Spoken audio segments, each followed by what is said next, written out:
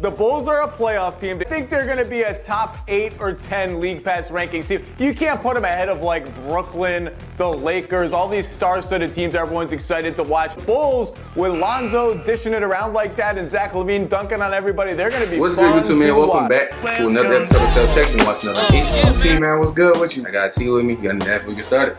I mean, before we get started, man, we appreciate all you ghosts who've been clicking on our videos, watching, subscribing to all of that, man. We appreciate you.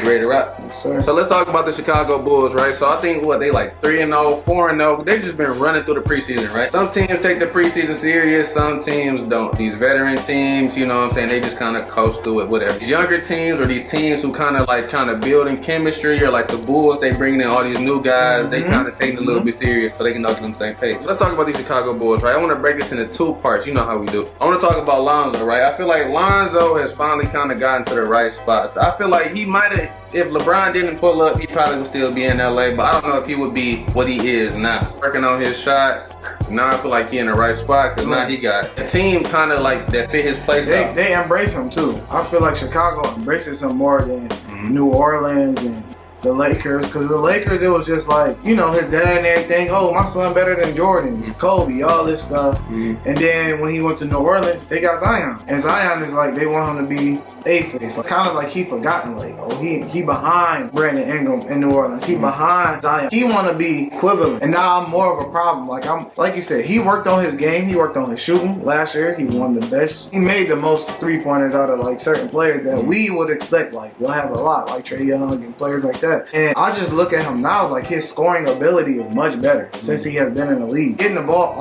out of Zach's hands is good for them. They have a lot of playmakers now. They got DeMar who can get to the line. Zach, obviously, we know what he can do. Lonzo is a great facilitator. His basketball IQ is crazy, and now he's shooting the ball at a high clip. He's in a position now to where he can actually work on his game. So kind of back to the Laker thing.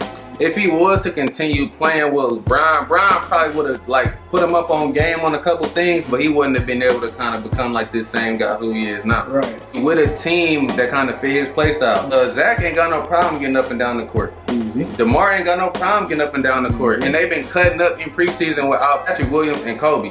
Two other young dudes who don't mind getting up and down the court. Right. So I feel like it's a perfect fit for him, and then he can continue to grow his game next to Zach, next to DeMar. We're gonna kind of go into our next part. Is this team a playoff team or are they a play-in team? Like we was talking about again in the Wolves video. To me now, when I ask the team a playoff team, it ain't even if they got the top 8 record. It's about if you got a top 6 record. Bulls top 6 in the East?